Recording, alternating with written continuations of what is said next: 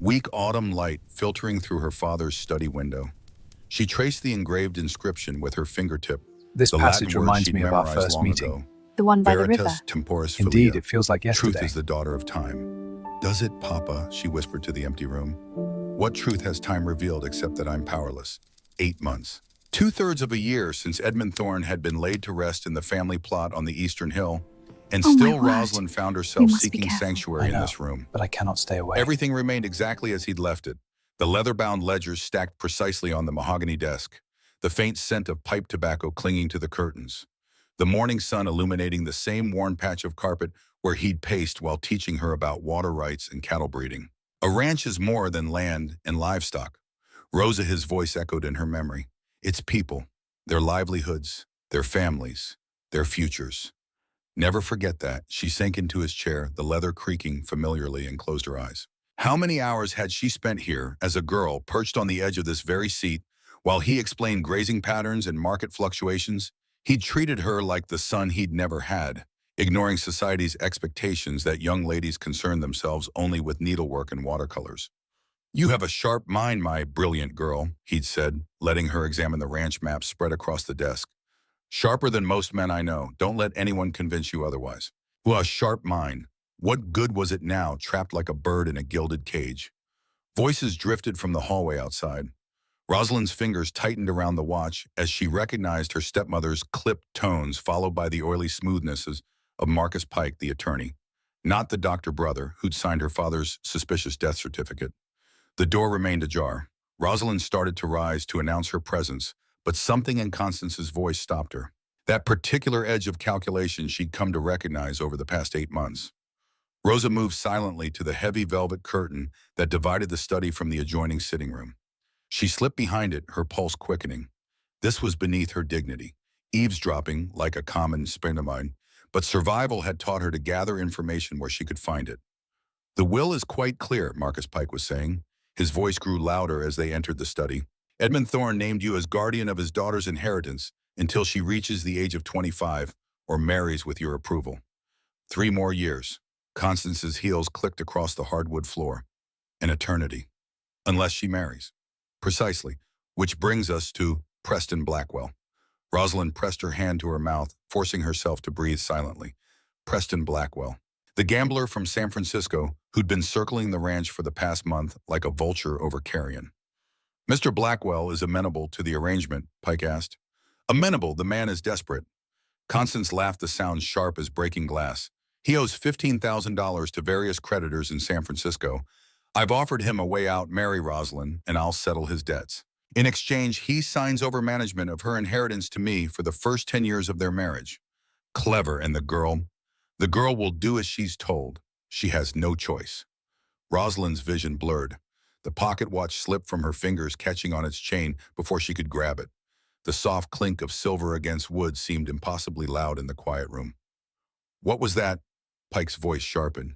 Nothing, probably a bird at the window. Constance moved toward the desk, her skirts whispering. Now about the land contracts. I want to finalize the sale of the southern pastures to Dawson Corporation. 5,000 acres at $12 per acre. Mrs. Thorne, I must advise caution. That land is worth at least $20 per acre in the current market. I'm aware, but Dawson Corporation is offering immediate payment and asking no questions about my authority to sell. Pike cleared his throat uncomfortably. You understand that technically Miss Rosalind owns that land. You're merely the guardian of her assets. Technically. The contempt in Constance's voice could have cut steel, and technically she won't reach her majority for 3 more years. By which time, if we play this correctly, she'll be Mrs. Preston Blackwell and thoroughly under control. They moved toward the door, their voices fading. Rosalind remained frozen behind the curtain, her mind racing through calculations. 5,000 acres, at $8 below market value. That was $40,000 stolen from her inheritance, and Constance had been managing the ranch for 8 months. How much had already disappeared? When she was certain they'd gone, Rosa emerged from her hiding place on trembling legs. She moved to the desk where her father had kept his records, pulling open drawers with unsteady hands. Most of the detailed ledgers were gone, probably locked in Constance's private rooms. But in the bottom drawer, hidden beneath old maps, she found what she needed. A small leather journal. Her father's personal accounting book, the one he'd used to track his actual numbers separate from the official ranch records. The one he'd shown her how to decipher when she was 16. Rosa flipped through the pages, her trained eye catching the discrepancies immediately. Cattle sold at prices far below their worth. Land leased to neighbors for a fraction of its value. Equipment purchased at inflated costs, likely with kickbacks to Constance. She pulled a small notebook from her pocket and began copying figures, her hand steady despite the rage building in her chest. By the time she finished, the sum was staggering: $127,000. In 8 months, Constance had stolen $127,000 from the Thorn Ranch. Rosa carefully replaced the journal, smoothed the maps over it, and closed the drawer. She slipped her own notebook into the hidden pocket sewn into her riding skirt, one of many modifications she'd made to her wardrobe that Constance hadn't yet discovered. The pocket watch lay on the desk where it had fallen. She picked it up, checking for damage. The mechanism ticked steadily, undisturbed.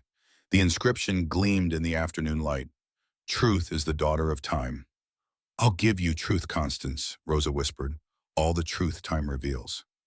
The following Saturday arrived with the heavy weight of obligation. Constance had arranged what she called a small gathering to welcome their neighbors and introduce Preston Blackwell as a dear family friend. In reality, it was a stage upon which Rosa would be displayed like prize livestock at auction. She stood before the mirror in her bedroom, studying the woman looking back. 22 years old, dark hair, pulled back in a severe style that Constance had insisted upon, wearing a dove-gray dress that drained all color from her complexion. Her father's pocket watch hung on a chain beneath her bodice, hidden from view, but pressed against her heart like a talisman. "You look pale," Constance announced, sweeping into the room without knocking. At 43, she remained beautiful in a cold, calculated way, every blonde curl precisely placed, every movement measured for maximum effect. "Use some rouge. Mr. Blackwell will think you're consumptive." "Perhaps I am ill." Rosa met her stepmother's eyes in the mirror. "Perhaps grief has made me unfit for social occasions." "Grief?" Constance's laugh was brittle. "Your father has been dead for 8 months. It's time to move forward. Time to think about your future." "My future. Or yours." The slap came without warning. Constance's palm cracked across Rosa's cheek with enough force to snap her head to the side. The shock of it, more than the pain, left Rosa momentarily breathless. "Don't you dare speak to me that way." Constance's voice dropped to a venomous whisper. "I have been patient with your sulking. I have tolerated your inappropriate wandering about the ranch pretending to understand business affairs. But my patience has limits." Rosa's hand rose slowly to her burning cheek. She could feel the heat of Constance's handprint, the sting that would blossom into a bruise by evening. But she kept her voice steady. "My father taught me those business affairs. This ranch belongs to me until you marry or reach 25. 3 years, Rosalind. 3 very long years during which I control everything. Or..." Constance smoothed her skirts, her composure returning as quickly as it had shattered. "You could marry Mr. Blackwell, become mistress of your own household, end this unpleasantness." Unpleasantness. The word tasted like ash in Rosa's mouth. "Wear the rose silk this afternoon and do something about your hair. Those curls are positively wild." Constance moved toward the door, then paused. "Oh, and Rosalind, Mr. Blackwell will be proposing marriage this evening. I suggest you accept graciously. The alternative would be unfortunate." The door closed with decisive finality. Rosa stared at her reflection, watching a single tear track down her cheek. She wiped it away roughly. No, she wouldn't give Constance the satisfaction of tears. Not yet. By late afternoon, the Thorn Ranch had transformed into a social stage. Carriages lined the circular drive, depositing their glittering cargo ranchers in their finest suits, their wives in fashionable dresses, all wearing practiced expressions of neighborly warmth that barely concealed their curiosity. Rosa stood in the main parlor, a smile fixed on her face like a mask, and endured the condolences that came 8 months too late, and the speculative glances that came right on time. Everyone knew Constance was looking to marry her off. The only question was, to whom? Preston Blackwell provided the answer. He was handsome, she had to admit. 35 years old with dark hair and the kind of easy charm that came from years of convincing people to trust him with their money. He'd arrived early, positioning himself at Rosa's side like he already owned the right. "Miss Thorne," he executed a perfect bow, his eyes conducting a calculating assessment that made her skin crawl. "You look radiant this afternoon." "Mr. Blackwell?" Rosa kept her voice neutral. I trust you're enjoying San Luis Obispo County. Very much, though I confess the landscape pales in comparison to the company. His smile didn't reach his eyes. Your stepmother tells me you're an accomplished rider. I manage. Perhaps you'd honor me with a demonstration sometime. I've always admired a woman who sits a horse well. The innuendo was subtle but unmistakable. Rosa felt heat rise in her cheeks, not from embarrassment, but from rage carefully controlled. How kind of you to say. Across the room, Constance caught her eye and nodded approvingly. The message was clear: play along, be charming, accept your fate. But Rosa's attention had snagged on someone else. A man stood near the French doors that opened onto the veranda, tall and dark-haired, with the kind of presence that drew the eye without demanding it. He wasn't dressed in the flashy style of the San Francisco crowd, just a well-tailored suit in dark gray, simple and precise. His face was all sharp angles and intelligent gray eyes that seemed to miss nothing as they surveyed the gathering. Judge Nathaniel Ashford, owner of the neighboring Ashford Ranch, one of the few men her father had genuinely respected. Rosa had met him perhaps 3 times in her life, always briefly, always in the context of ranch business or legal matters. He looked older than she remembered. There was silver threading through his dark hair now, and lines at the corners of his eyes that spoke of responsibility, shouldered too young. His older brother had died in the Indian Wars 6 years ago, leaving Nathaniel to inherit not just a ranch, but a title he'd never wanted. Your father spoke of you often, he'd said at Edmund's funeral, his voice low and careful. He was very proud of you. She'd barely been able to respond through her grief. Now watching him across the crowded parlor, she wondered what Edmund had told him. Wondered if he saw what was happening here, the slow-motion theft of everything her father had built. Miss Thorne, Preston's voice pulled her back.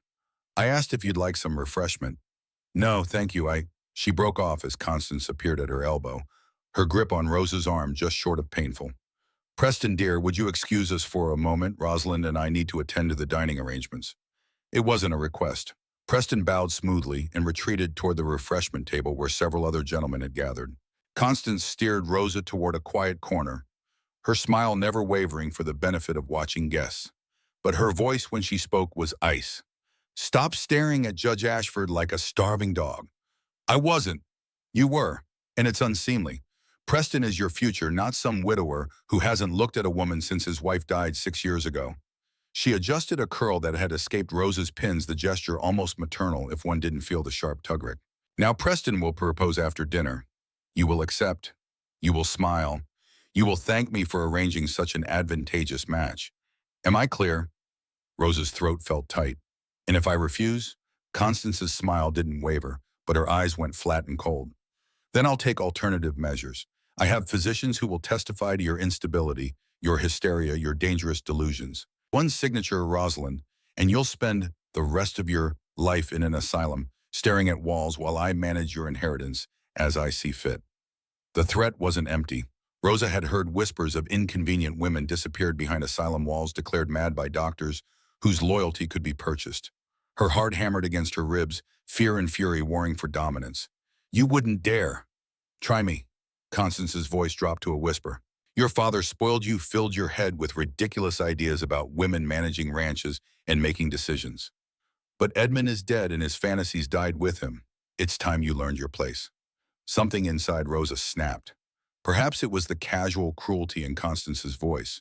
Perhaps it was the invocation of her father's name wielded like a weapon. Perhaps it was simply 8 months of accumulated grief and rage finally finding their breaking point. My father would be ashamed of what you've become. The words emerged steadier than Rosa felt each syllable weighted with truth. He married you because he thought you'd be a companion after Mother died. He trusted you, and you've spent 8 months dismantling everything he built, selling off his legacy piece by piece, treating his daughter like property to be liquidated. Constance's face went white, then red. How dare you? He would be ashamed, Rosa repeated, her voice shaking but firm, and I won't let you destroy what's left of his memory by marrying Preston Blackwell. The slap came harder this time. The crack echoed across the parlor like a gunshot, sharp and shocking. Conversation died mid-sentence. Laughter cut off abruptly. The assembled guests turned as one, drawn by the spectacle of violence barely contained by social propriety. Pain exploded across Rosa's cheek, hot and stinging. Her head snapped to the side from the force of it, And for a moment, the world tilted sideways, crystal chandeliers blurring into wallpaper faces, merging into a watercolor wash of shock. Time seemed to suspend itself. Rosa registered details with crystalline clarity. The gasps from nearby guests who'd witnessed the strike. The way sounds seemed to fade and then rush back in a wave. The metallic taste of blood where she'd bitten her tongue. Her father's pocket watch chain cold against her throat where it had twisted with the impact. Through watering eyes, she saw guests frozen in various attitudes of shock. Ladies with hands pressed to mouths. Gentlemen half turned toward the commotion. Even the servants had stopped moving, creating a tableau of suspended animation. Constance stood before her chest, heaving her carefully maintained mask of civility completely shattered. Rage contorted her features into something ugly and raw. "You forget your place, girl." She raised her hand again. Rosa flinched, hating herself for the involuntary response, unable to stop it. She braced for the second blow, her eyes squeezing shut. It never came. Instead, she heard a sharp intake of breath from Constance, followed by a voice so cold it seemed to lower the temperature of the entire room. "That was your last mistake, Mrs. Thorne." Rosa's eyes flew open. Judge Nathaniel Ashford stood between her and Constance, his hand locked around her stepmother's wrist, stopping the descending slap mid-swing. His grip appeared almost casual, but Constance's face had gone pale, suggesting the strength behind it was anything but gentle. The crowd that had been forming at a distance suddenly pressed closer, drawn by the spectacle of a judge intervening in a family dispute. Rosa could see their faces: shock, curiosity, gleeful scandal. The moment would be dissected in drawing rooms across San Luis Obispo County by evening. "Your Honor," Constance's voice emerged, strangled her social instincts, struggling to reassert control. "This is a family matter. The girl is hysterical, ungrateful. She needs discipline." "What she needs," Nathaniel interrupted, his voice carrying absolute authority despite its quiet delivery, "is protection from you." He released Constance's wrist with obvious distaste, then turned to Rosa. His gray eyes softened fractionally as he took in her tear-stained face and trembling form. "Miss Thorne, would you do me the honor of accompanying me outside? I believe some fresh air would be beneficial." Rosa opened her mouth, but no sound emerged. Her cheek throbbed. Her mind spun. This couldn't be happening. Judges didn't intervene in domestic disputes. They certainly didn't publicly challenge the guardians of young ladies, no matter the provocation. Before she could formulate a response, Nathaniel turned back to address the assembled crowd. His voice carried across the parlor with absolute clarity, brooking no argument.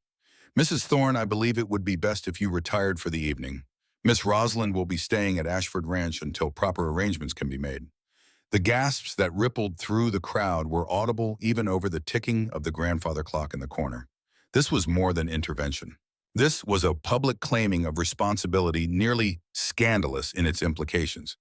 "You cannot simply—" Constance's composure cracked completely. "She's my stepdaughter. Legally, I am her guardian until she marries or reaches her majority. You have no right." "I have every right as an officer of the court to intervene when I witness assault." Nathaniel's tone suggested the conversation was finished. "My attorney will contact you tomorrow regarding the legality of your guardianship. Given what I've just witnessed, I suspect the courts will have questions about your fitness for that role. Good evening, madam." He offered his arm to Rosa with the same formal courtesy he might extend to visiting royalty. "Miss Thorne." Rosa stared at his outstretched arm as if it were a lifeline thrown to someone drowning, which perhaps it was. Her entire world had just shifted on its axis in the space of minutes. Humiliation warred with relief, terror with gratitude. She was ruined. No respectable family would receive her after this scandal. But she was also free, or as close to free as a woman in her position could be.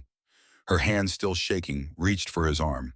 The moment her fingers touched his sleeve, she felt the trembling worsen, her entire body beginning to shake with delayed shock. "Steady," Nathaniel murmured low enough that only she could hear. "Just a few steps. You can do this." They walked through the crowd together, every face turned towards them. Some shocked, some delighted by the gossip, some openly disapproving. Rosa kept her eyes fixed straight ahead, refusing to look at the judgment in their expressions. Her cheek burned, her legs felt unsteady. But Nathaniel's arm remained solid beneath her hand, an anchor in chaos. She glanced back once, unable to help herself. Constance stood alone near the refreshment table, fury and calculation warring on her face. But beyond her, half hidden behind a potted palm, stood Beatrice. Her stepsister's expression held something Rosa had never seen there before. Regret, perhaps, or recognition. Their eyes met for a brief moment, and Beatrice, offered the smallest of nods before looking away. Then they passed through the front door into the cool California evening, and the parlor's noise faded behind them. Rosa had stepped from one world into something entirely unknown. As the reality of what had just happened began to settle over her like a weight, she realized with dizzy certainty that nothing would ever be the same again. The carriage ride to Ashford Ranch passed in silence. Nathaniel had helped her into his buggy with careful courtesy, as if she were made of spun glass that might shatter at rough handling. Perhaps she was. Rosa sat rigid on the leather seat, hands clasped in her lap, watching the familiar landscape roll past in the golden light of late afternoon. She'd ridden this road 1,000 times.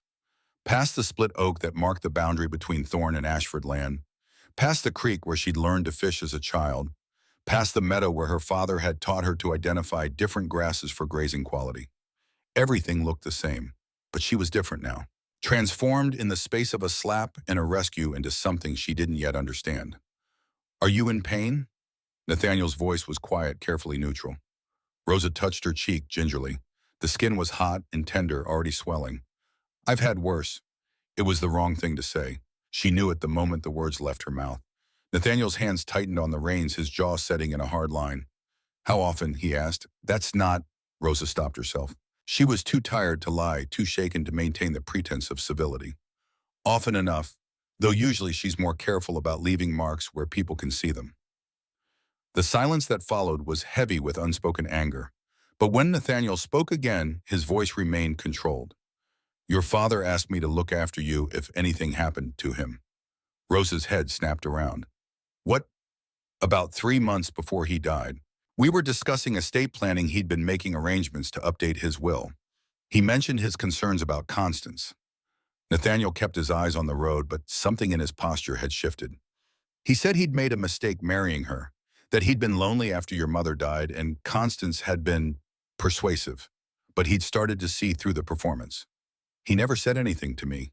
He didn't want to worry you, and I think he hoped he was wrong." Nathaniel paused. "He asked me to ensure you'd be protected if something happened to him. I promised I would." Rosa felt tears threatening again. She blinked them back fiercely. "You didn't know he'd die so suddenly." "No, heart failure," the doctor said. "Sudden and unexpected." Nathaniel's voice held something Rosa couldn't quite identify. "I've wondered since then if it was truly as unexpected as it seemed." The implication hung in the air between them. "You think Constance—" Rosa couldn't finish the sentence.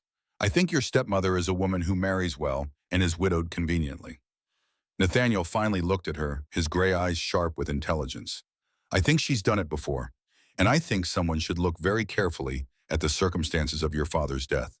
The Ashford Ranch house appeared in the distance, a sprawling structure of stone and timber that had stood for 30 years. Smoke rose from the chimneys. Lights glowed in the windows. It looked warm and solid and safe, everything Rosa's own home hadn't been for 8 months. "Why are you helping me?" The question emerged before she could stop it. "You barely know me. This will cause you nothing but trouble." Nathaniel guided the horses up the circular drive. "Because it's the right thing to do. Because I made a promise to a good man. And because—" He hesitated, then continued. "Because I've seen what happens when power goes unchecked. When people who should protect instead exploit. I won't stand by and watch it happen." The buggy stopped before the main entrance. A woman appeared on the porch, elderly, silver-haired, wearing a practical dress and an expression of fierce intelligence. She moved down the steps with surprising speed for someone who had to be nearly 70. "Nathaniel." Her voice was crisp, cultured, carrying the authority of someone accustomed to being obeyed. "I received your message. The girl's to stay here. If you're willing, Aunt Imogen." Nathaniel climbed down and moved to help Rosa. "May I introduce Miss Rosalind Thorne? Rosa, this is my Aunt Imogen Ashford." Imogen's sharp blue eyes took in Rosa's tear-stained face and swelling cheek in one comprehensive glance. Her expression softened fractionally. "Child, you look like you've been through a war." "I feel like it," Rosa admitted. "Well, come inside. We'll get some ice on that cheek and some tea in your stomach. Then we'll discuss what's to be done about that stepmother of yours." Imogen turned toward the house, gesturing for them to follow. "I've been wanting to take Constance Vale down a peg for months. She's been insufferable at every social gathering, acting as if she built the Thorne Ranch of herself rather than married into it." Despite everything, Rosa felt a smile tugging at her lips.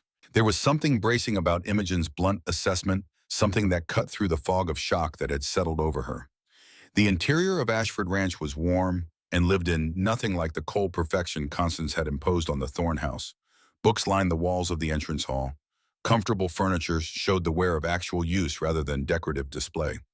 A fire crackled in the massive stone fireplace, throwing dancing shadows across the hardwood floors. Imogen led them to a sitting room where she'd apparently been working a desk piled with papers, ink stains on the blotter, a newspaper open to an editorial page. She noticed Rosa's curious glance.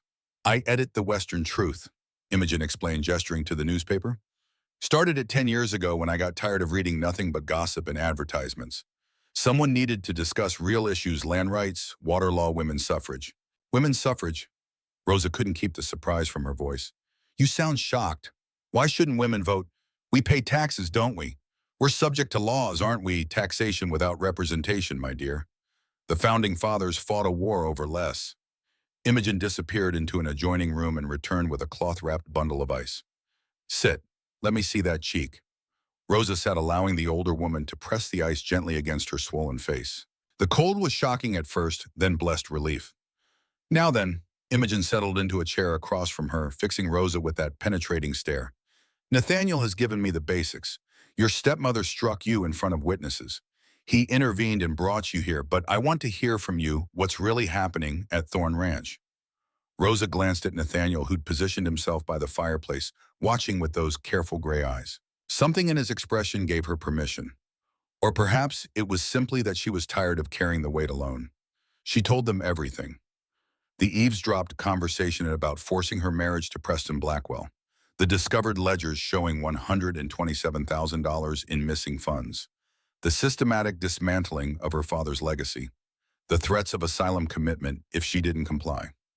As she spoke, Imogen's expression grew progressively darker. Nathaniel's hands clenched and unclenched at his sides, the only visible sign of his anger. When Rosa finished, silence filled the room. Then Imogen stood, moving to a small cabinet and pouring 3 glasses of whiskey.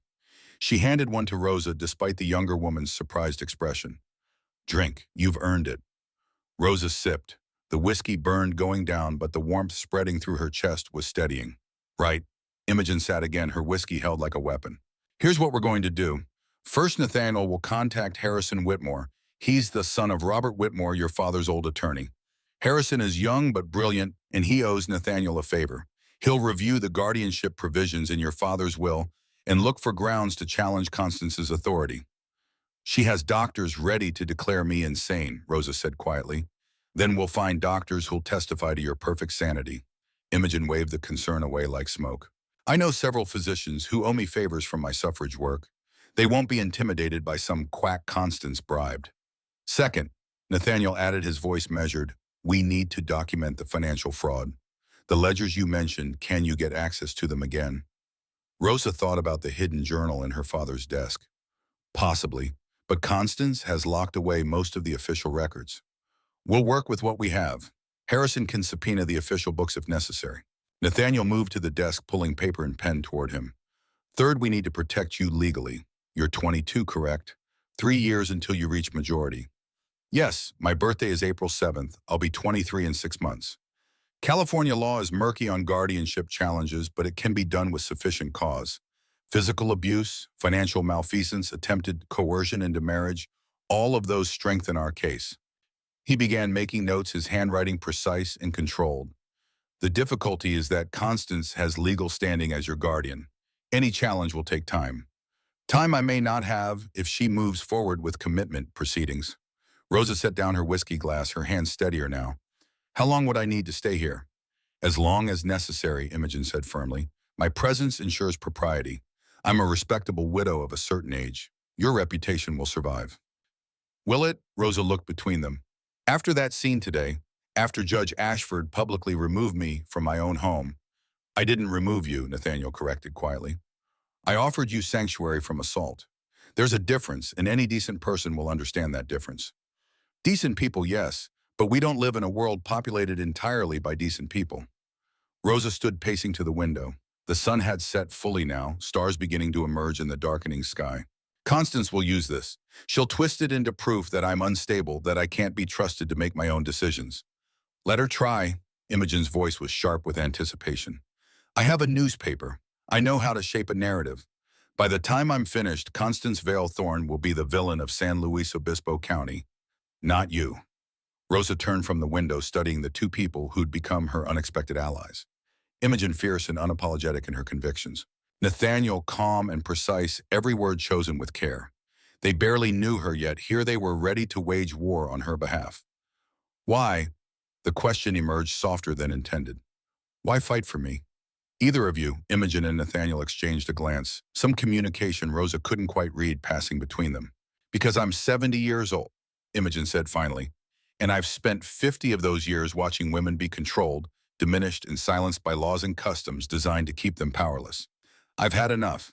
If I can help one young woman break free, then perhaps the last 20 years I spent advocating for suffrage wasn't entirely wasted. Nathaniel's answer took longer. He remained at the desk, his pen poised over the paper, not looking at either of them. 6 years ago, he said, quietly, my wife died giving birth to our daughter. The baby died too. I was in Sacramento arguing a case before the state Supreme Court. I received a telegram, come home immediately. Emergency. By the time I arrived, they were both gone. Rosa's throat tightened. She'd heard rumors of Nathaniel's tragic marriage, but the raw pain in his voice made it real in a way gossip never could. For a long time after that, I blamed myself. If I'd been there, if I'd prioritized differently, if I'd seen the warning signs. He finally looked up, meeting Rosa's eyes. Eventually, I realized that guilt was pointless. The past couldn't be changed, but the future could. I couldn't save my wife or my daughter, but I could honor them by protecting others when I had the power to do so. He paused, then added, and your father was kind to me when I needed it most. He didn't offer platitudes or religious comfort. He offered practical wisdom. He said, the only way through grief is through it. Don't try to go around. Just keep putting one foot in front of the other until the day comes when you realize you've walked through to the other side. I never forgot that. The room fell silent again, but this time the quiet held weight, the heft of shared griefs, shared determination, shared purpose. Thank you, Rosa said. The words felt inadequate, but they were all she had. Imogen stood briskly, the moment of vulnerability passing. Right. You'll stay in the guest room on the second floor. It has a lock on the door and overlooks the front drive. You'll see if anyone approaches. Tomorrow we'll begin gathering evidence and building our case. Tonight you rest. I don't think I can rest. Then you can lie awake in comfort instead of fear. It's an improvement. Imogen moved toward the door, then paused. Oh, and Rosalind, that stepmother of yours made a critical mistake today. What's that? She struck you in front of witnesses. In front of a judge, no less. Anger made her careless. We're going to use that carelessness against her. Imogen's smile was sharp enough to cut. I suspect Constance Vale Thorne is about to discover what happens when you underestimate your opponent. The guest room was larger than Rosa's chamber at home, decorated in soft blues and creams that caught the moonlight streaming through tall windows. Someone, probably one of the house staff, had laid out a nightgown and robe, placed fresh water in the basin, and turned down the bed. Rosa moved to the window, looking out over the darkened landscape. In the distance, she could just make out the lights of Thorne Ranch, her home for 22 years. It looked peaceful from here, beautiful even. No hint of the poison that had infected it since her father's death. She pulled the pocket watch from beneath her bodice, turning it over in her hands. The silver was warm from her skin. She opened it, studying the inscription one more time. Veritas temporis filia. Truth is the daughter of time. Her father had given her this watch on her 18th birthday, along with a lecture about patience and wisdom. Time reveals all truths eventually, he'd said. The trick is surviving long enough to see them revealed. She'd thought she understood what he meant. But now, holding the watch in a stranger's house, while her stepmother plotted her destruction, Rosa realized she'd barely scratched the surface of his wisdom. Time would reveal the truth about Constance, about the missing money, about her father's death if Nathaniel's suspicions proved correct. But would Rosa survive long enough to see it? A soft knock at the door made her turn. Come in. Nathaniel entered, carrying a tea tray with careful precision. Imogen thought you might want something warm before sleep. Chamomile and honey. He set the tray on the small table near the window, then seemed uncertain what to do with his hands. Rosa recognized the awkwardness, the social dance of propriety, when propriety itself had been shattered by the day's events. Thank you, she said, pouring herself a cup. The steam rose fragrant and soothing. For everything. The rescue, the sanctuary, the promise to fight. You don't need to thank me. I do, though. You risked your reputation, too. Judge Ashford publicly removing a young lady from her guardian's care. The gossips will have a field day. A slight smile touched his lips the first she'd seen from him. It transformed his entire face, softening the sharp angles into something almost boyish. Let them gossip. I've survived worse. He moved to the window, standing beside her to look out at the night. For a long moment, they stood in companionable silence. Then Nathaniel spoke, his voice thoughtful. Your father used to quote Marcus Aurelius at me. Did you know that? Rosa shook her head, surprised. The impediment to action advances action. What stands in the way becomes the way. He said it after my wife died, when I was drowning in grief and guilt and couldn't see a path forward. Nathaniel's expression turned distant, remembering. He told me that sometimes obstacles aren't roadblocks, they're redirections. That the thing we think will destroy us often becomes the catalyst that transforms us into who we're meant to be. And did it transform you? I don't know yet. Ask me when this is over. He turned to face her fully. But I think the same principle applies to you. Constance is your impediment. The question is, will you let her be a roadblock, or will you let her be the catalyst that reveals who you truly are? Rosa considered that, sipping her tea, feeling the warmth spread through her chest. I don't know who I truly am. I thought I did rancher's daughter, her father's protege, competent and capable. But these past 8 months have shown me how fragile all of that was, how quickly it could be stripped away. No, Nathaniel's voice was firm. Constance stripped away the trappings, the title, the authority, the security. But who you are, that's still there. That's what she can't touch, no matter how hard she tries. He reached out, then seemed to catch himself, his hand falling back to his side. Get some rest, Miss Thorne. Tomorrow we begin taking back what's yours. After he left, Rosa sat by the window for a long time, watching the stars wheel slowly across the sky. Her cheek throbbed where Constance had struck her. Her future stretched uncertain and frightening before her. But for the first time in 8 months, she wasn't alone. And perhaps that was catalyst enough. Morning arrived too soon and too bright. Rosa woke to unfamiliar sounds, birds she didn't recognize. Footsteps in hallways she'd never walked, the distant lowing of cattle from pastures that weren't hers. For a disorienting moment, she forgot where she was. Then memory returned in a rush, the slap, the rescue, the sanctuary. She sat up, wincing as the movement pulled at muscles she hadn't known were tense. Her reflection in the vanity mirror showed what she'd expected, a bruise blooming across her left cheek in shades of purple and yellow, testament to Constance's rage. A soft knock preceded Imogen's entrance. The older woman carried a breakfast tray and wore an expression of grim satisfaction. Good, you're awake. Eat something, then come downstairs. Harrison Whitmore arrived an hour ago and we have work to do. The young attorney was waiting in Nathaniel's study, surrounded by papers and wearing the intense expression of someone who'd found a puzzle worth solving. Harrison couldn't have been more than 30, with sandy hair and sharp eyes that assessed Rosa with professional interest rather than pity. Miss Thorne, he gestured to a chair, I've been reviewing your father's will. The guardianship clause is, problematic. Problematic how? Rosa sat, accepting the coffee Nathaniel handed her. It gives Mrs. Thorne broad authority until you reach 25 or marry with her approval. However, Harrison pulled out a document covered in notes. California law allows guardianship challenges on grounds of unfitness, physical abuse, financial malfeasance, or actions contrary to the ward's best interests all qualify. We have evidence of all three, Imogen said crisply. She'd positioned herself at the desk like a general planning campaign strategy. The public assault, the financial records Rosalind discovered, the attempted coercion into marriage with a known gambler. Harrison nodded. The difficulty is timing. A formal challenge could take months. During that time, Mrs. Thorne retains legal authority. She could move forward with commitment proceedings, force the marriage, or take other actions to consolidate her control. Then we need to move faster than the courts. Nathaniel had been standing by the window watching the eastern hills where the sun climbed higher. Now he turned, his expression thoughtful. Harrison, what if Miss Thorne were to return to Thorne Ranch not as a dependent ward but as an acting manager? Rosa's head snapped up. What? Hear me out. Nathaniel moved to the desk, his hands clasped behind his back, in a posture Rosa was beginning to recognize as his thinking stance. California law is murky on guardianship of adult women, but it's quite clear on property management. If you were to assert your right to participate in ranch operations, Constance would have difficulty stopping you without revealing her own malfeasance. She'd never allow it, Rosa protested. She wouldn't have a choice, not if you do it correctly. Harrison was already making notes, his pen flying across the paper.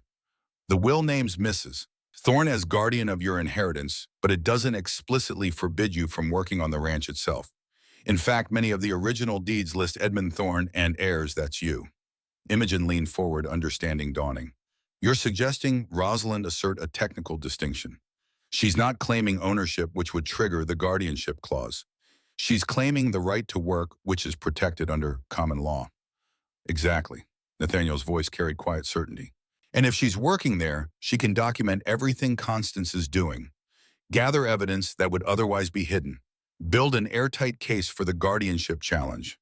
The idea was audacious and terrifying in equal measure. Rosa set down her coffee cup with trembling hands. You want me to go back, to live under Constance's roof while investigating her crimes? I want you to reclaim your father's legacy, Nathaniel corrected gently. On your terms. Not as a victim seeking rescue, but as a competent woman asserting her rights.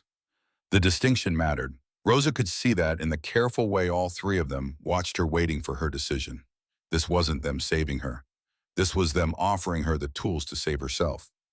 How long, she asked. How long would I need to maintain this charade? Harrison calculated quickly.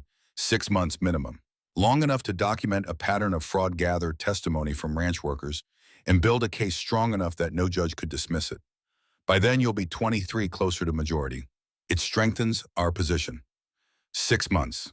Half a year of living in the lion's den pretending subservience while gathering ammunition. The prospect made Rosa's stomach clench with anxiety, but the alternative was worse. Hiding at Ashford Ranch while Constance sold off her father's legacy piece by piece. Waiting passively for legal proceedings that might never succeed. Letting someone else fight her battles. What stands in the way becomes the way. I'll do it, Rosa said. Her voice came out stronger than she felt. But I need guarantees. I need to know I'm not walking into this alone. You won't be.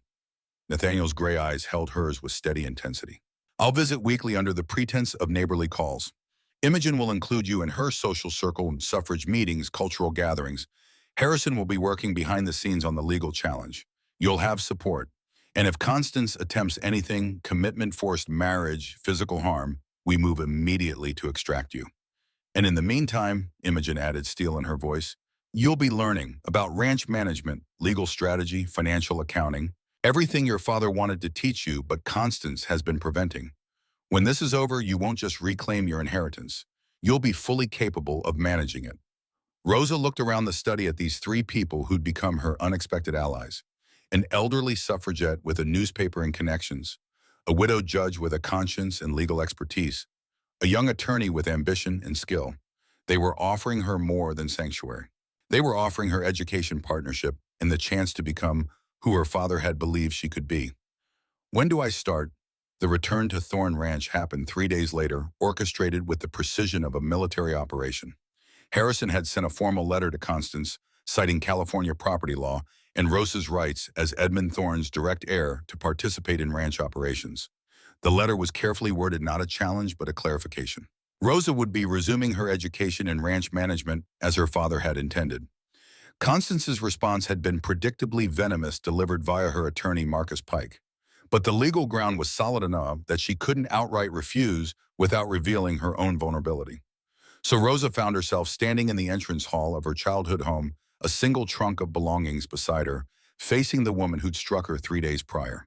Constance looked immaculate as always, blonde curls, perfectly arranged morning dress, impeccably fitted. Only the cold fury in her eyes betrayed her true feelings. I trust you understand the conditions of your return, she said, her voice glacial. I understand that I have a legal right to learn about my own inheritance, Rosa replied evenly. She'd practiced this conversation with Imogen, learning to match ice with ice. You'll follow my rules. You'll attend social functions as required. And you will not embarrass me further with dramatic scenes. Constance moved closer, lowering her voice so the hovering servants couldn't hear. Judge Ashford may have interfered once, but he won't always be watching. Cross me again, Rosalind, and I'll ensure you regret it. I'm sure you'll try. The words were out before Rosa could stop them.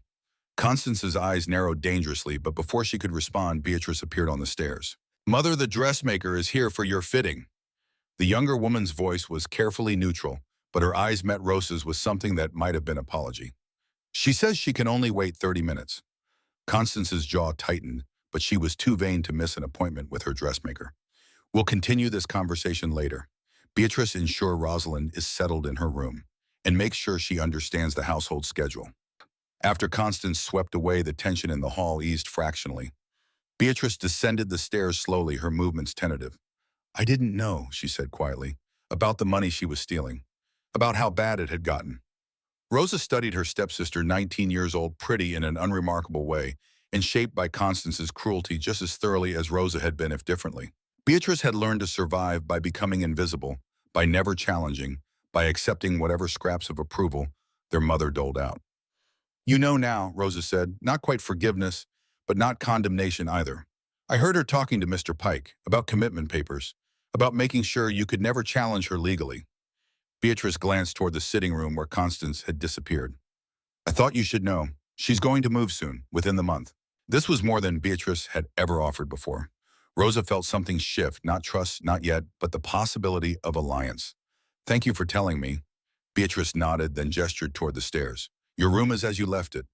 Mother hasn't changed anything. She said it would be wasteful to redecorate for temporary circumstances. The barb was pure Constance, even secondhand. But Rosa climbed the stairs to her old room and found it exactly as she'd left it 8 months ago, before her father's death, before Constance's true nature had fully emerged. Books on the shelves, her mother's watercolors on the walls, the window seat where she'd spent countless hours reading while rain drummed against the glass. It should have felt like coming home. Instead, it felt like visiting a museum of who she used to be. Rosa set down her trunk and pulled out the leather journal Harrison had given her. Document everything, he'd said. Dates, times, amounts, witnesses. Build your case one detail at a time. She opened to the first page and began to write. September 15th, 1885. Return to Thorn Ranch. Constance threatened retaliation but cannot legally prevent my presence. Beatrice warned that commitment proceedings are planned for within the month. Need to accelerate evidence gathering. It was a start. The first week established patterns. Rosa woke early before Constance rose and rode out to the pastures with Tobias Morgan, the ranch foreman. The grizzled cowboy had worked for her father for 20 years and made no secret of his contempt for Constance's management. She sold the South Pasture breeding stock to Dawson at half price, he told Rosa on the third morning, gesturing to empty fields that should have held prime Hereford cattle. Your daddy bred those lines for 15 years. Now they're gone, and we're buying inferior stock to replace them. Rosa noted everything in her journal. Dates, amounts, the names of buyers, and the discrepancy between sale price and market value. In the afternoon, she worked in her father's study, ostensibly reviewing ranch records, actually copying every transaction she could find that showed Constance's theft. The numbers grew staggering. $127,000 had been the figure from her father's private ledger. But the official books showed additional disappearances, equipment purchases that never arrived, salaries paid to workers who didn't exist, land leases at rates that defied market logic. By the end of the first week, Rosa's documentation suggested Constance had stolen nearly $200,000. The evenings were worst. Dinner with Constance and Beatrice maintaining civil conversation, while Raj simmered beneath Rosa's composure. Constance would make pointed comments about Rosa's appearance, her manners, her unladylike interest in ranch affairs. Rosa learned to let the words wash over her like water over stone, responding with bland agreement while her mind cataloged evidence. But the nights were for something else. Nathaniel had been true to his word. He visited every Sunday afternoon under the pretense of neighborly calls, bringing books from his library and engaging Rosa in conversations that were ostensibly about ranch business, but became something deeper. Their first real discussion happened in the garden away from Constance's prying ears. Have you read Seneca's letters to Lucilius? Nathaniel asked, handing her a worn leather volume. Rosa opened it carefully. The pages were marked with notes in a precise hand, Nathaniel's own annotations. My father quoted him occasionally. We suffer more in imagination than in reality. That one, yes, but there's another passage I've found helpful. Nathaniel reached over and turned to a marked page. Here, letter 78. It is not because things are difficult that we do not dare. It is because we do not dare that they are difficult. Rosa read the words, feeling them resonate. You're saying I need to dare. I'm saying you're already daring, living under Constance's roof while documenting her crimes. That takes courage most people don't possess. His gray eyes were serious intent. But courage isn't the absence of fear. It's acting despite fear. And that's what you're doing. They fell into a pattern after that. Sunday afternoons became philosophy seminars disguised as neighborly visits. They debated Stoic principles, Aurelius on acceptance, Epictetus on control, Seneca on the brevity of life. But the discussions were never purely academic. Each philosophical question reflected back on Rosa's situation, giving her frameworks for understanding and enduring. Aurelius writes, "You have power over your mind, not outside events," Nathaniel said one afternoon in late October as autumn rain drummed against the windows. "What does that mean for your circumstances?" Rosa considered, turning her teacup in her hands. "That I can't control Constance's actions, only my response to them. And that my mind, my understanding, my documentation, my preparation, that's where my true power lies." She looked up, meeting his gaze. "Constance controls the legal framework right now, but I control the truth. And truth, as my father's watch reminds me, is the daughter of time." Something shifted in Nathaniel's expression, a deepening of respect, perhaps a recognition. "Your father would be proud of how you're handling this." "Would he?" Rosa's voice caught. "I'm not sure. I'm living in my enemy's house, pretending a submission while planning her destruction. That's not exactly noble. It's strategic. There's a difference." Nathaniel leaned forward, his intensity palpable. "Nobility isn't about grand gestures or public martyrdom. It's about doing what's necessary to protect what matters, even when it's difficult, especially when it's difficult." The rain intensified, creating a cocoon of sound around them. In the privacy of that moment, Rosa allowed herself a question she'd been holding back. "Why did you really intervene at the party, I mean? You barely knew me. My father asked you to look after me, but that was before he died. You could have simply not."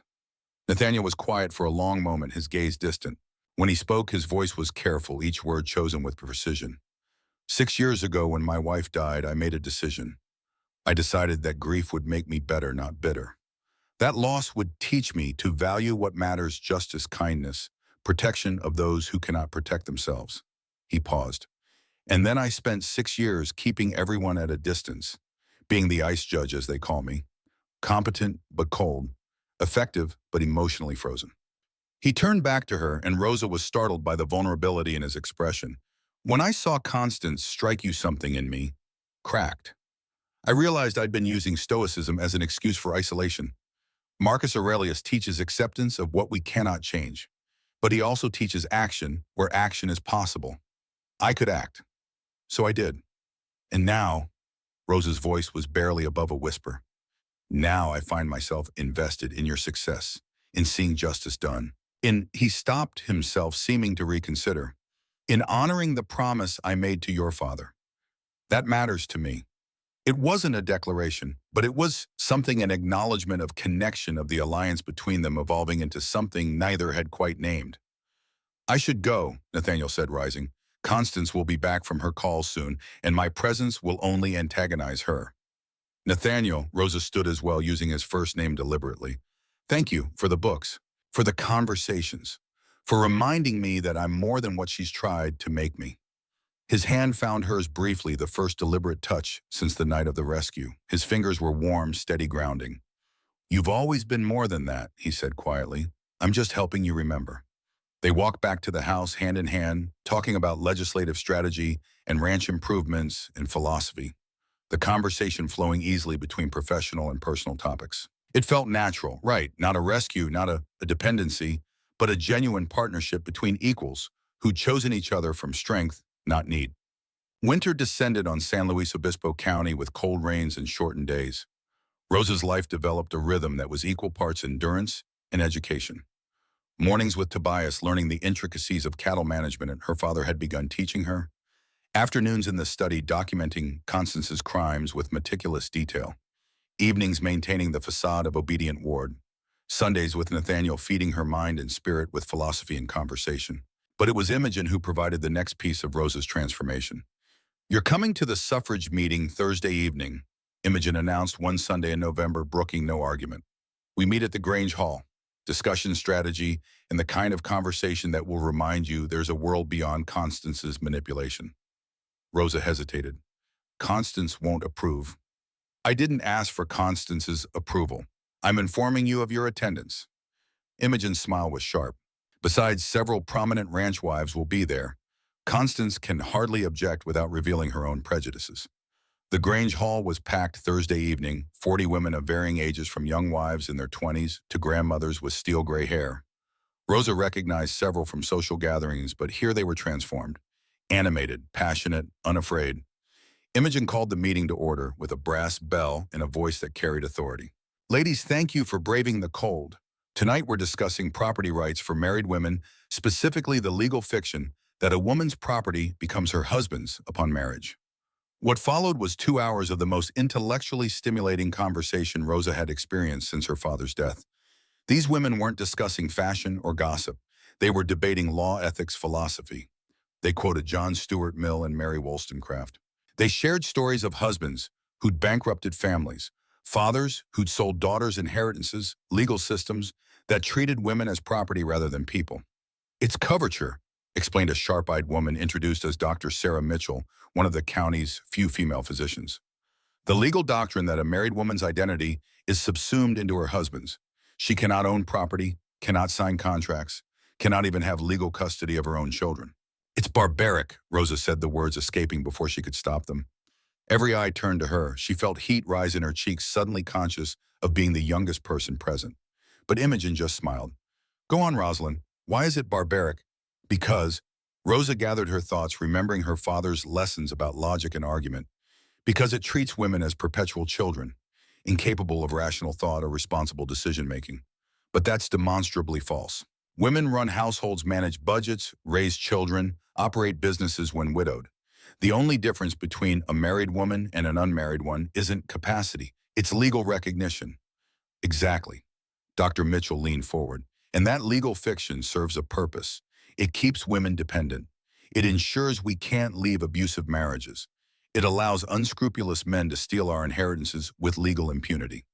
The discussion expanded from there. Stories of injustice, strategies for change, debates about whether gradual reform or radical action would be more effective. Rosa found herself contributing, her mind engaged in a way it hadn't been for months. Afterward, as women gathered their shawls and prepared to brave the cold night, several approached Rosa with warm encouragement. Your father would be proud, said elderly Miss Thornton, whose husband had died, leaving her with nothing because he'd gambled away her inheritance. Edmund always said you had the sharpest mind in the county. Come back next week, Dr. Mitchell urged. We're discussing educational access. I think you'd have valuable perspectives. On the ride home, Imogen was uncharacteristically quiet.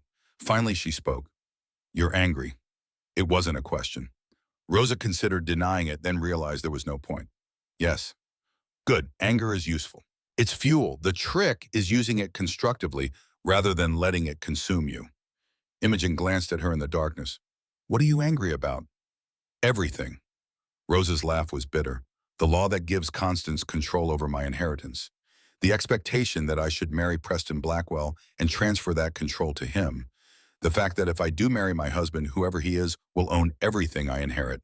The entire system that treats women like property to be managed rather than people with agency. And I'm angry at myself for not seeing it sooner, for accepting it as normal, for thinking my situation was unique rather than systematic. Imogen nodded slowly. Your father protected you from the worst of it. He educated you, gave you agency, treated you as capable. That was a gift. But it also meant you didn't fully understand how rare that was, how many women live their entire lives under male control, unable to imagine alternatives. What do I do with this anger? You use it, you let it drive you to document every crime Constance commits. You let it fuel your determination to reclaim your inheritance. And when you succeed, and you will succeed, you use your position to help other women. Money is power, Rosalind. And power in the hands of women who understand injustice can change the world. Christmas arrived bleak and cold. Constance threw an elaborate party ostensibly to celebrate the season, actually to parade her social status, and Rosa suspected to provide Preston Blackwell another opportunity to court her. Preston had been a constant presence since Rosa's return to Thorn Ranch. Constance invited him to dinner, weekly arranged coincidental meetings at social functions, and made pointed comments about suitable matches and Rosa's advancing age. 23 in April, Constance said at breakfast one morning in late December. Practically a spinster. Most girls your age are married with children. How fortunate I'm not most girls, Rosa replied, not looking up from her eggs. Preston's courtship was aggressive and increasingly difficult to deflect. He brought gifts, expensive jewelry. Rosa refused to accept books she had no interest in reading, flowers that wilted in her room. He monopolized her attention at social functions. He made increasingly bold physical advances, a hand at her waist, fingers brushing her arm, sitting too close during dinner. At the Christmas party, he cornered her in the library. Miss Thorne, his smile was practiced, charming to those who didn't look too closely. You've been avoiding me. I've been busy with ranch management. Rosa moved toward the door, but he stepped to block her path. Your stepmother speaks very highly of my prospects. I think we could have a mutually beneficial arrangement. I'm not interested in arrangements, Mr. Blackwell. No. He moved closer and Rosa caught the smell of whiskey on his breath. What are you interested in? That judge, I've seen how you look at him during his visits. Rosa's spine stiffened. My relationship with Judge Ashford is none of your concern. Everything about you is my concern. You're going to be my wife. I am not. He kissed her, or tried to. Rosa turned her head at the last moment, his lips catching her cheek instead of her mouth. Her hands came up instinctively, shoving hard against his chest. Preston stumbled backward, more surprised than hurt. His expression transformed from predatory charm to ugly anger. You little... Is there a problem here? Nathaniel's voice was cold as winter frost. He stood in the doorway, his posture deceptively relaxed, but his eyes were glacial. Preston recovered, quickly smoothing his waistcoat. Just a misunderstanding, Your Honor. Miss Thorne and I were having a private conversation. It didn't look private. It looked like assault. Nathaniel's gaze shifted to Rosa. Are you all right? She nodded, not trusting her voice. I think you should leave, Mr. Blackwell. Now. You have no authority here, Ashford.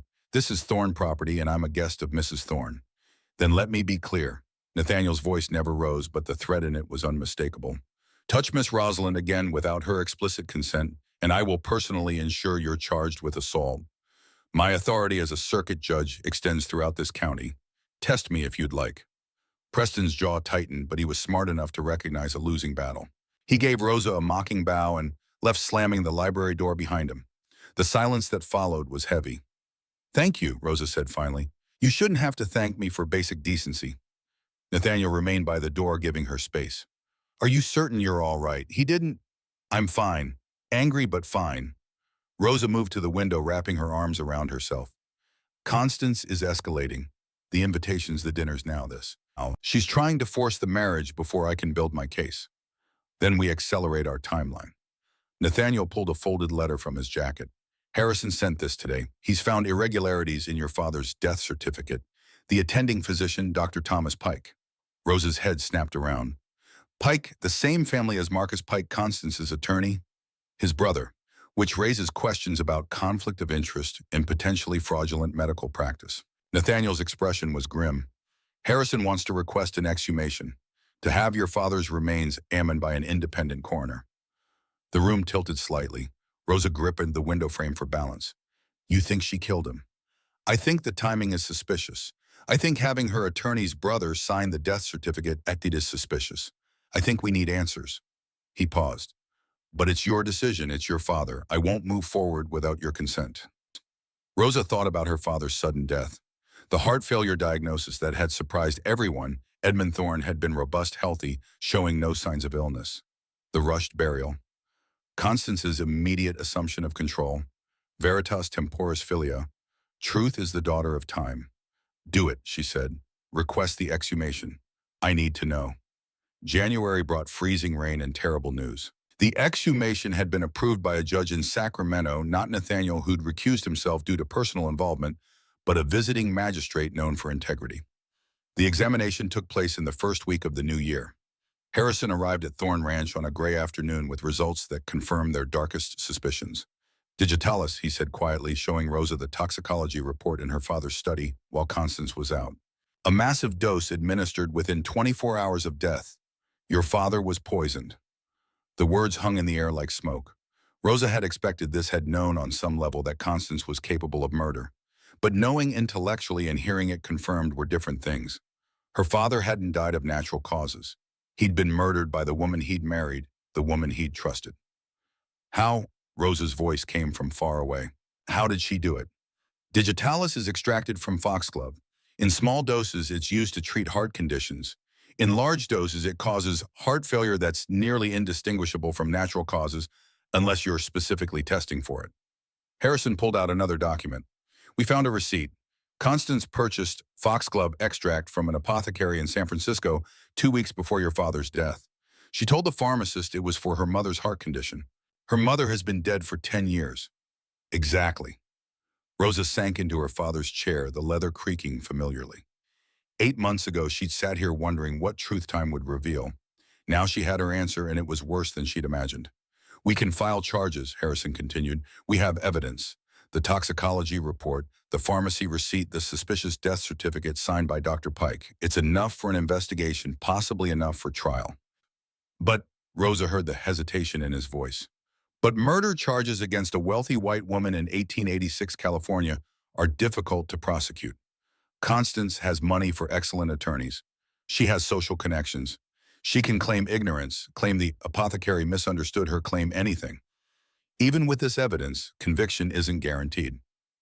What are our chances? Harrison met her eyes honestly. 60%, maybe less if she hires someone like Clayton Harding. Rosa looked at the toxicology report, at the cold scientific language describing how her father had died. Murdered for money, killed by someone he'd trusted. I want her prosecuted, she said, not just for the fraud, for murder. Even if conviction isn't guaranteed, I want the truth on record. I want everyone to know what she did. Then we move forward. Harrison began gathering documents. I'll file charges this week. The sheriff will arrest her. There'll be a preliminary hearing, then trial. It will be public. Rosa, ugly. Your family's private affairs exposed for everyone to examine. Good. Rosa's voice was hard. Let them examine. Let them see exactly what Constance Vale Thorne is. The arrest happened 3 days later. Rosa was in the stables with Tobias when the sheriff arrived. She watched from the barn door as Constance was let out in handcuffs, her perfect composure finally shattering. Her stepmother screamed threats and accusations, claiming conspiracy, claiming Rosa had orchestrated everything. You'll regret this, Constance's voice carried across the yard. I'll destroy you, you ungrateful little. The sheriff helped her into the wagon, cutting off the tirade. Beatrice appeared at Rosa's side, her face pale. What happens now? Preliminary hearing in 2 weeks, then trial probably in March. She'll be held until then. Harrison convinced the judge she's a flight risk, given the severity of charges. Murder. Beatrice's voice was hollow. She killed your father, my stepfather. Yes. They stood in silence, watching the wagon disappear down the long drive. Then Beatrice spoke again, her voice small. I'm sorry for not seeing it, for not standing up for you, for being a coward.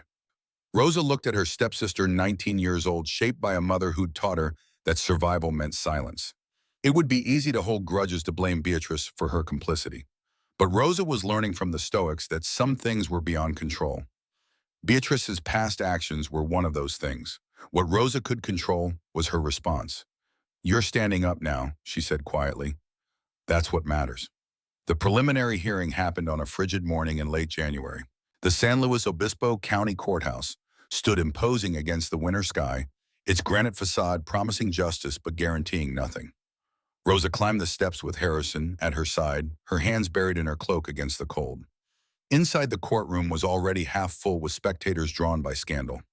Constance sat at the defense table with her attorney, not Clayton Harding, yet but a local lawyer named Samuel Brooks, who looked nervous about the evidence he'd have to counter. Judge Marcus Whitfield presided, a stern man in his 60s known for fairness and intolerance of theatrics.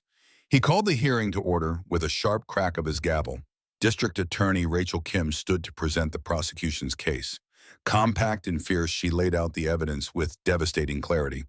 Your Honor, the people will show that Constance Vale Thorne purchased foxglove extract 2 weeks before Edmund Thorne's death, that she had motive control of a $200,000 estate, that she had opportunity access to Mr. Thorne's food and drink, and that toxicology reports from his exhumed remains show lethal levels of digitalis, the poison derived from foxglove. She paused, letting the weight settle. Additionally, we have evidence of systematic financial fraud committed by Mrs. Thorne after Mr. Thorne's death, suggesting a pattern of criminal behavior. And we have testimony from her own daughter regarding suspicious conversations before the murder. Brooks stood to object. Your Honor, this is a preliminary hearing, not a trial. The prosecution is establishing sufficient cause to bind over for trial, Judge Whitfield interrupted, which is the purpose of this hearing. Continue, Miss Kim. Kim called her first witness, the toxicologist Dr. Robert Hawthorne. He testified about the exhumation, the tissue samples, the unmistakable presence of digitalis in concentrations that could only indicate poisoning. In your professional opinion, Dr. Hawthorne, what killed Edmund Thorne? Acute digitalis poisoning. Death would have occurred within 6 to 12 hours of ingestion. Brooks's cross-examination was brief and ineffective. The science was clear. The second witness was the apothecary from San Francisco, a nervous man named Gerald Reeves who brought his sales ledger. Do you recognize this signature? Kim showed him the receipt. Yes, ma'am, that's Mrs. Constance Thorne, or at least that's the name she gave. She purchased pharmaceutical-grade foxglove extract on August 6, 1885. Did she say what it was for? Said her elderly mother had a heart condition, needed it for medicinal purposes. And did you verify this? Reeves shifted uncomfortably. No, ma'am. She paid cash, seemed respectable. I didn't think to question it. Rosa watched Constance's face as the testimony unfolded. Her stepmother sat rigid, her expression carefully blank, but her hands gripped the table's edge until her knuckles went white. The third witness was Beatrice.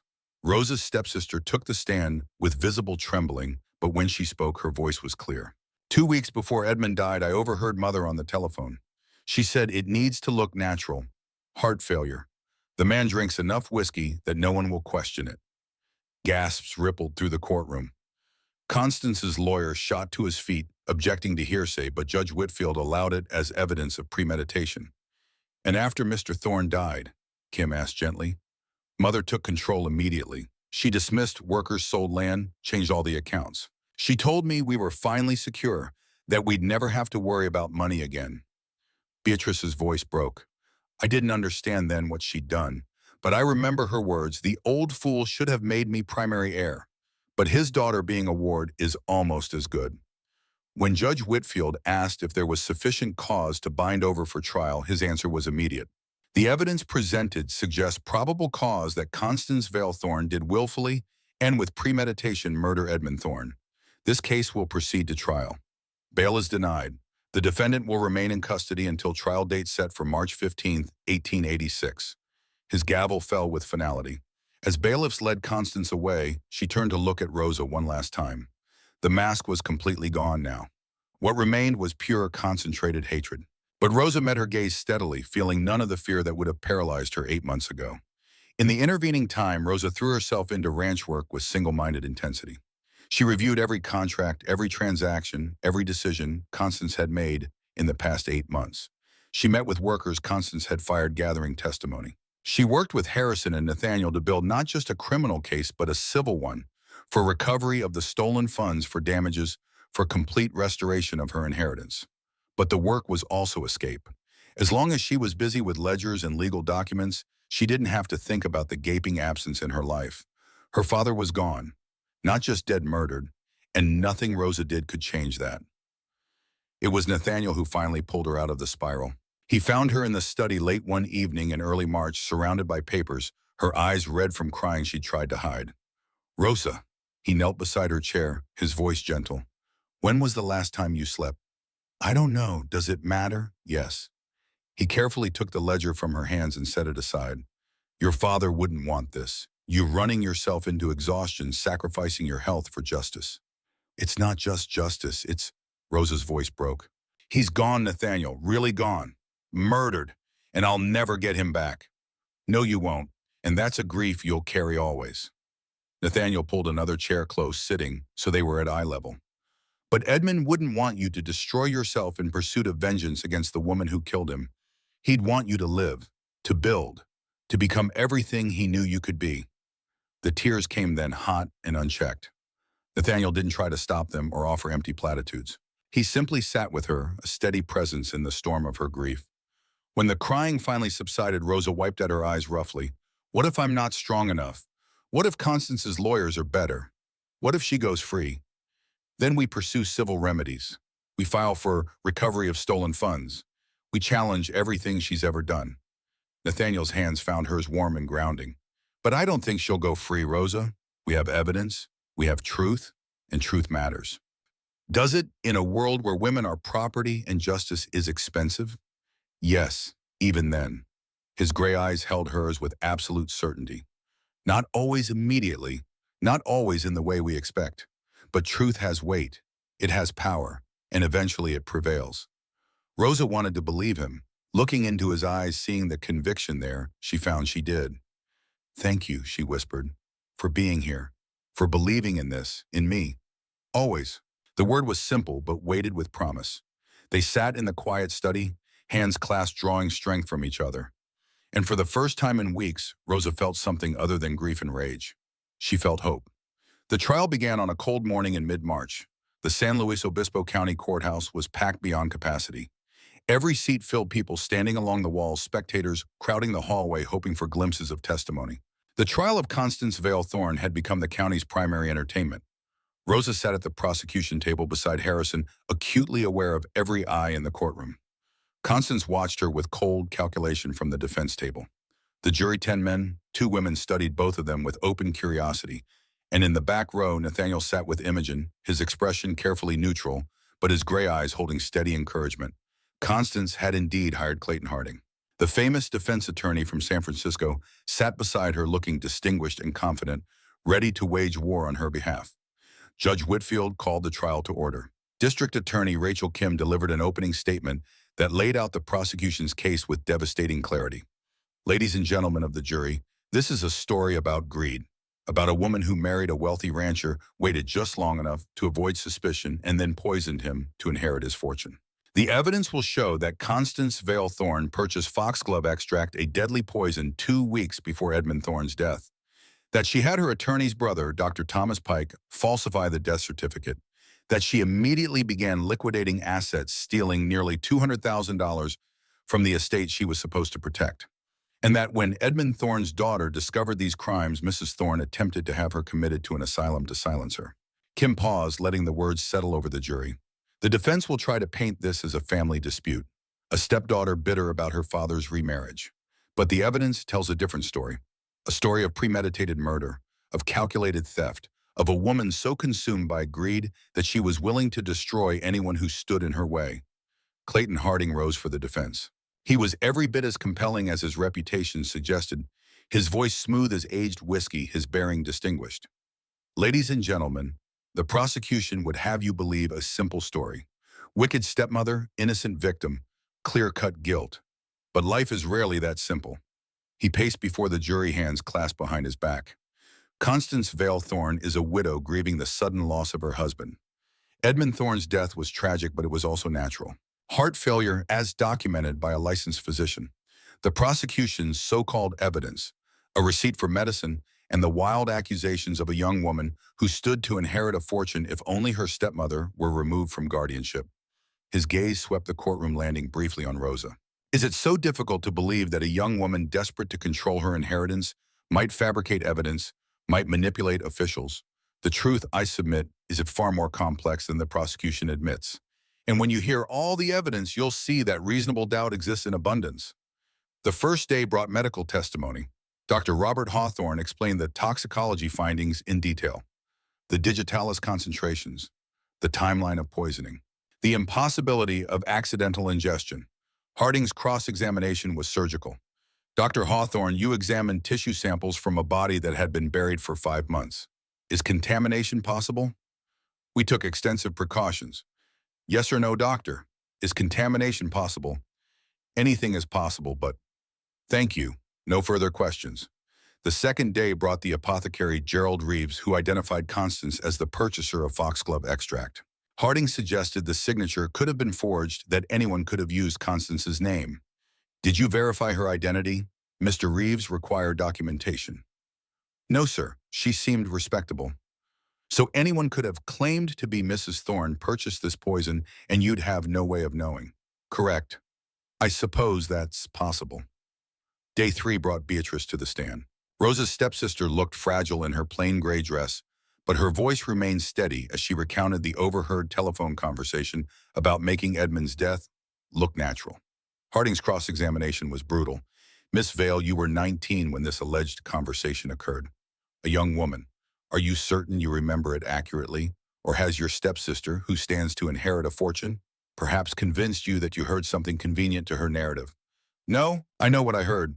"Do you, or have months of living under Miss Thorne's influence clouded your memory?" Beatrice's face flushed with anger. "My mother killed a good man. I'm telling the truth." "The truth as you believe it." or the truth as you've been persuaded to believe it. There's a difference. When Beatrice stepped down, she was crying. Rosa caught her in the hallway, holding her while she shook. "I'm sorry," Beatrice sobbed. "I wasn't strong enough." "You were brave," Rosa said fiercely. "You told the truth. That's all anyone can ask." Day 4 was Rosa's turn. She climbed to the witness stand on trembling legs, acutely aware of every eye in the courtroom. Rachel Kim's examination established the foundation: Rosa's relationship with her father, his sudden death, Constance's immediate assumption of control. "When did you first suspect your stepmother of financial impropriety?" Rosa described discovering the ledgers, the systematic theft, the $197,000 in missing funds. "And when you confronted Mrs. Thorne about these discrepancies, she struck me in front of 50 witnesses at a social gathering, then threatened to have me committed to an asylum if I continued to question her management." Kim produced photographs of Rosa's bruised face from the night of the rescue. Several jury members shifted uncomfortably. Then Harding stood for cross-examination. "Miss Thorne, you've painted quite a picture. Villainous stepmother, innocent victim, very compelling, but let's examine your motives." He paced before the stand. "You resented your father's remarriage, didn't you?" "I was concerned about Constance's character." "Yes or no, Miss Thorne?" "Did you resent the marriage?"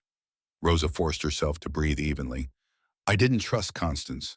My father deserved better." "How convenient that he died shortly after you began harboring these suspicions. And how even more convenient that his death left you as the primary heir, with only your stepmother's guardianship standing between you and a fortune." "Are you suggesting I killed my own father?" "I'm suggesting that a young woman desperate for independence and inheritance might have ample motive." Harding leaned closer. "After all, you had access to his food and drink. You knew his habits, and according to pharmacy records, foxglove extract can be ordered through mail catalog without verification." "That's insane. I love my father." "Love and greed can coexist, Miss Thorne." "Objection." Rachel Kim was on her feet. "Counsel is badgering the witness with baseless accusations." "Sustained." Judge Whitfield fixed Harding with a stern look. "Mr. Harding, unless you have evidence supporting this line of questioning, move on." But the damage was done. Harding had successfully planted the seed of doubt. What if the stepdaughter, not the stepmother, was the real murderer? Rosa left the stand shaking. Day 5 brought Constance herself. She wore black widow's weeds perfectly tailored. Her blonde hair was demure under a small hat. When she spoke, her voice trembled with carefully calibrated emotion. Harding led her through a narrative of devoted widowhood. She'd loved Edmund deeply. His death had devastated her. She'd done her best to manage his estate, to care for his difficult daughter. "Mrs. Thorne, did you poison your husband?" "No." Tears gathered in Constance's eyes. "Edmund was the love of my life. I would never harm him." The prosecution has presented a receipt showing you purchased foxglove extract. Can you explain that?" "I never made such a purchase. Someone must have used my name fraudulently. Perhaps Rosalind herself. She had access to my correspondence, my accounts." The performance was masterful. Rosa watched jury members soften, saw sympathy replace suspicion in several faces. Rachel Kim's cross-examination tried to crack the facade. "Mrs. Thorne, you claim to have loved your husband. Yet records show you began selling his land at below market value within weeks of his death. Can you explain that?" "I was grieving. I trusted advisors who told me the prices were fair. Advisors who happened to profit from the sales. I made mistakes. That doesn't make me a murderer." "You struck your stepdaughter in front of witnesses." "Why wait?" Constance's composure didn't waver. "Rosalind was making wild accusations. I lost my temper. It was wrong and I regret it. But one moment of anger doesn't make me a murderer. It makes me human." Day 6 brought closing arguments. Rachel Kim spoke with controlled passion, summarizing the evidence piece by piece. The toxicology report, the pharmacy receipt, Beatrice's testimony, the pattern of financial fraud. "The defense wants you to believe this is all coincidence, that the foxglove was ordered by someone else, that the theft was honest mismanagement, that Constance Vale Thorne is simply an unlucky widow falsely accused." Kim paused. "But evidence doesn't lie. Poison was purchased. Poison was administered. Edmund Thorne died, and Constance Vale Thorne benefited enormously." Harding's closing focused relentlessly on reasonable doubt. "The prosecution has shown you documents and testimony, but they haven't proven who actually purchased that extract. They haven't proven who administered it. They haven't eliminated other suspects." He gestured toward Rosa. Miss Thorne had motive, means, and opportunity. Yet we're asked to believe she's purely innocent. Ladies and gentlemen, the law requires proof beyond reasonable doubt. That burden hasn't been met. The jury deliberated for 12 hours. Rosa spent them in a private room adjacent to the courthouse, unable to eat, unable to sit still. Nathaniel stayed with her, not offering false reassurances, just steady presence. Whatever happens, he said as afternoon shadows lengthened, you've already won. You exposed the truth. You fought back. But if they acquit her, then we pursue other remedies, but I don't think they will. The bailiff appeared in the doorway. Juries reached a verdict. The courtroom was packed tighter than before. The jury filed in with expressions Rosa couldn't read. Judge Whitfield took his seat. Has the jury reached a verdict? The foreman stood, one of the ranchers who'd known Edmund. We have your honor. On the charge of murder in the first degree, how do you find? The pause before his answer seemed to stretch for eternity. We find the defendant, Constance Vale Thorne, guilty. The courtroom erupted. Rosa heard the word through a roar of blood in her ears. Guilty. They'd believed the evidence. They'd seen through Constance's performance. Beside her, Harrison gripped her hand. Behind her, Imogen's voice rose in fierce triumph, and in the back row, Nathaniel's expression held relief and pride and something deeper. Judge Whitfield's gavel eventually restored order. Constance Vage frozen at the defense table, her perfect composure finally shattered. The defendant will rise for sentencing. Constance stood, her attorney supporting her elbow. Judge Whitfield's voice was grave. Mrs. Thorne, you have been found guilty of first-degree murder in the death of Edmund Thorne. You exploited his trust, ended his life for financial gain, and attempted to destroy his daughter when she sought truth. This court sentences you to 25 years in the California State Prison with no possibility of parole for 20 years. He paused. Additionally, I am ordering full restitution of all funds stolen from the Thorne estate, seizure of all assets acquired through illegal means, and immediate termination of all guardianship authority. Miss Rosalind Thorne is hereby granted full legal control of her inheritance, effective immediately. The gavel fell with finality. As bailiffs led Constance away, she turned to look at Rosa one last time. You think you've won, she whispered, venom in every syllable. You'll end up alone, bitter, just like me. Rosa met her gaze steadily. No, Constance, I chose partnership over power. That's something you never understood. Then Constance was gone, and Rosa was surrounded by people offering congratulations she barely heard. It was over, truly over. Justice had been served. The aftermath came in waves. First, the legal cleanup. Harrison spent 2 weeks sorting through paperwork, ensuring every aspect of Constance's conviction was properly documented. The stolen funds were recovered, most of them. The ranch was restored to full operational capacity. Rosa was no longer a ward. She was a rancher, a property owner, a woman with complete autonomy. The freedom should have felt exhilarating. Instead, it felt heavy-weighted with responsibility and the absence of the man who should have been there to see it. She stood in her father's study one evening in early April, holding his pocket watch, and finally allowed herself to grieve properly. Not the stunned numbness of sudden loss, not the functional grief of someone too busy surviving, but deep, wrenching sobs for the father who'd believed in her and died before seeing her become who he'd known she could be. Nathaniel found her there. She couldn't remember if she'd sent for him or if he'd simply known. He didn't speak. He simply sat beside her and let her cry, his presence steady as it had been from the beginning. When the tears finally subsided, Rosa spoke into the quiet. He'll never see what I build, never know that I succeeded. He knows. Nathaniel's voice was certain. His teachings are in you. His values guide you. His legacy continues through your choices. Rosa opened the watch, reading the inscription through blurred vision. Time revealed the truth, but it also took him away. There's beauty in that, too. You had him for 22 years. He shaped who you are. That doesn't end with death. Nathaniel paused. My wife and daughter have been gone 6 years, but I still hear their voices. The dead don't leave us. They become part of the foundation we build on. They sat in companionable silence. Finally, Nathaniel spoke again. There's something I need to say. Rosa turned to look at him. His expression was vulnerable in a way she'd rarely seen. 8 months ago, I intervened because I'd made a promise to your father, but my motivation has changed. He met her eyes directly. I care about you, Rosa, deeply, in a way that goes beyond friendship or alliance. Rosa's breath caught. I know the timing is complicated. You've just won your freedom. You're grieving. You're rebuilding your life. His voice remained steady. But I also know that life is short. So I'm telling you now, I care for you. I admire your courage, your intelligence, your determination. And when you're ready to consider more than partnership, I'll be here. He started to stand to give her space. But Rosa caught his hand. Wait. He stopped, looking down at their joined hands. I need to ask you something, and I need absolute honesty. Always. Do you see me as your equal, not someday, but now as I am? Nathaniel didn't hesitate. Yes, unequivocally. You've shown more courage and intelligence in 8 months than most people demonstrate in a lifetime. Equal in many ways, you surpass me. Then I have a proposition. His eyebrow rose slightly. I'm not ready for romance. Not yet.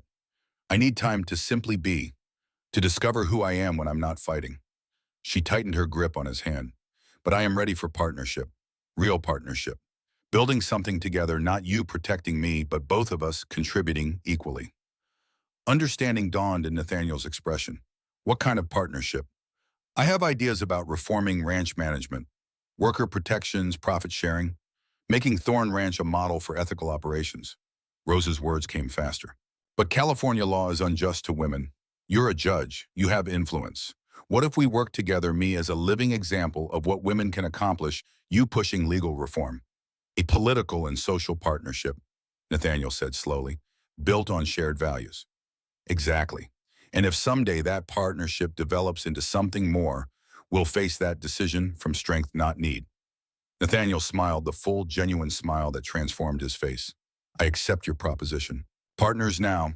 Romance when you're ready. No pressure, no expectations. Rosa stood, offering her hand formally. Partners. Partners. He shook her hand with mock solemnity, then pulled her into a brief, tight embrace. Though I reserve the right to continue caring about you deeply, I wouldn't expect anything less. Spring arrived with the gentle insistence of new growth. The Thorn Ranch transformed under Rosa's management. She rehired every worker Constance had fired, instituting fair wages and profit-sharing agreements. She modernized breeding programs. She opened the ranch school to 60 children, teaching critical thinking alongside basic education. Rosa herself was changing, growing into the role her father had prepared her for. She cut her hair shorter, started wearing practical riding clothes, and made ranch rounds every morning. Workers began calling her boss lady with genuine respect. Imogen's suffrage meetings became cornerstones of Rosa's week. The group grew to 60 women, and Rosa found herself not just attending, but leading discussions about property law and political strategy. We need to organize a petition drive, she proposed one evening in May. California women won't get the vote through polite requests. We need numbers, organization, pressure. Agreed, said Dr. Sarah Mitchell. But we also need male allies, sympathetic lawmakers. All eyes turned to Rosa. I'll talk to Judge Ashford, see if he has connections in Sacramento. Through it all, Nathaniel was there, not hovering but collaborating. They met weekly to discuss strategy. He introduced her to lawmakers. She provided real-world examples of why reforms were necessary. The partnership worked because neither tried to dominate. When Rosa had expertise, Nathaniel deferred. When he had knowledge, she listened. But the relationship was more than professional. There were moments when their eyes would meet across legal documents, and Rosa felt electric awareness. Times when Nathaniel's hand would brush hers, and she'd remember his declaration. One evening in late May, as they walked Ashford Ranch grounds after a strategy session, Nathaniel spoke carefully. There's a legislative session in Sacramento next month. Several reform proposals are up for debate. I'm testifying. That's excellent. I'd like you to come to testify about your experience with guardianship abuse. Rosa stopped walking, considering. Testifying would make her story public, but it would also give voice to thousands of women suffering under unjust laws. I'll do it, she said. If my story can help change the law, it needs to be told. Nathaniel's expression held pride in something deeper. You're remarkable. I'm practical. No, remarkable. He reached out his hand, rising to cup her face gently. May I? Rosa understood what he was asking. She stepped closer. Yes. Nathaniel kissed her, gentle, questioning. Rosa didn't pull away. She leaned into the kiss, into the warmth and steadiness it represented. When they parted, both were smiling. Was that appropriate for our professional alliance? He asked. Probably not, but partnerships can evolve. Rosa took his hand. This feels like evolution. The Sacramento testimony happened in June. Rosa stood before the California State Assembly and told her story with clear-eyed precision. the guardianship law that had enabled theft and abuse, the near impossibility of challenging it without resources. I was lucky, she said. I had education and allies, but thousands of women don't. They suffer under laws that treat them as property. Gentlemen, I'm not asking for special treatment. I'm asking for equal treatment. That's not radical. That's basic justice. The reforms didn't pass that session, but they came close, only 6 votes short. The conversation had shifted. We'll try again next year, Nathaniel said on the train home. Build more support, refine proposals. Rosa nodded, watching California landscape roll past. We will, and eventually we'll win. You sound certain. I am, because time reveals truth, and the truth is these laws are unjust. She smiled. Marcus Aurelius writes that patience is a form of action. We're being patient, but we're also being strategic. 2 years after Constance's conviction, Rosa stood on the eastern hill overlooking Thorn Ranch. The view was breathtaking, 60,000 acres of thriving land. The school building near the main house, children's voices carrying on the breeze. The ranch office showing lights where workers reviewed records. Beatrice appeared beside her, carrying wildflowers for Edmund's grave. At 21, she'd transformed, studying art therapy in San Francisco, building an independent life. He'd love what you've done, Beatrice said. I hope so, Rosa smiled, though I think he'd argue with some of my decisions. They placed flowers on the grave. The headstone bore only Edmund Thorne. Truth endures. After Beatrice left, Rosa remained. I did it, Papa, she said softly. I saved the ranch. I fought Constance and won. I'm building something good, something that honors what you started while pushing beyond it. The wind rustled through oak trees. And I found someone who sees me as your equal, who respects my mind, someone who makes me want to be better while accepting who I am. Rosa smiled, thinking of Nathaniel. We're getting married in August. Small ceremony. I wish you could walk me down the aisle. But you will be in a way. Your watch will be in my pocket. Your values will guide my vows. She pulled out the pocket watch, opening it. Veritas temporis filia. You were right, Rosa whispered. Time revealed all truths. Constance's crimes, my own strength, the possibility of partnership based on equality. She closed the watch, feeling its steady tick. Thank you for preparing me, for believing in me, for teaching me that truth matters, that integrity matters, that how we treat people defines who we are. The sun was setting, painting the sky gold and rose. Rosa took one last look at her father's grave, then turned toward the ranch house where Nathaniel waited, where Imogen was probably debating politics with Tobias, where workers finished their day with fair compensation and dignity. This was legacy, not inheritance received passively, but vision built actively. Rosa walked down the hill toward her life, the one she'd chosen, the one she'd fought for, the one that was hers not by birthright, but by courage. Truth was the daughter of time. And time had finally revealed that she was strong enough to claim her truth, build her legacy, and choose her love.